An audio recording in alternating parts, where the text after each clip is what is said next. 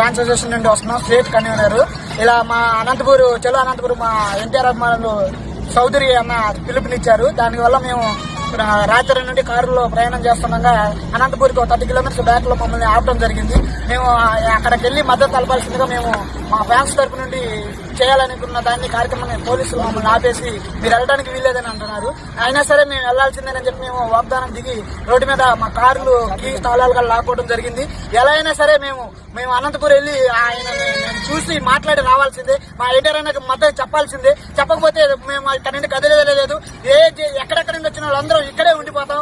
అవసరం అయితే కాళ్ళు అడగతైనా సరే అక్కడికి వచ్చి మేము ఏమైనా చేస్తాం. ఇప్పుడు శాంతియుతంగా వెళ్ళాలనుకుంటున్నాం. దాన్ని మీరు వైలెంట్ గా చేయాలనుకుంటే మాత్రం దాన్ని వైలెంట్ చేసే లాగా కూడా మేము ప్లాన్ చేస్తామని కానీ చెప్తున్నాం. ఇది ఒకటే కాదు, మేము చాలా దూరం నుండి వచ్చున్నాం. రాత్రి రణంగా కారులో వచ్చి డ్రైవ్ చేసుకుంటూ వచ్చాం. ఇప్పుడు మమ్మల్ని 30 కిలోమీటర్ల లోపు మమ్మల్ని ఆపడం చాలా బాధాకరం.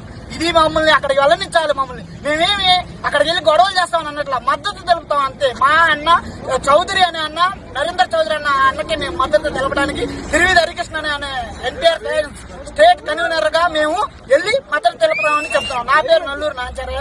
అన్నయ్యకి సంబంధించి నేను మాట్లాడుతున్నాను. కంపల్సరీ మేము వెళ్లాల్సిందే, అనంతపూర్ వెళ్లాల్సిందే. వెళ్ళకపోతే ఒప్పుకునేది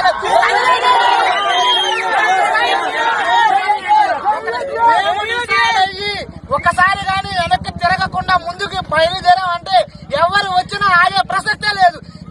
అనంతపూర్ చేరాల్సిందే, మేము మద్దతు తెలపాల్సిందే. శాంతియుత మద్దతు తెలపడానికే మేము ప్రయత్నిస్తున్నాం. కాదు కాకూడదు, వైలెంట్ కావాలంటే మీకు ఎంత కావాలంటే అందిస్తాం. జై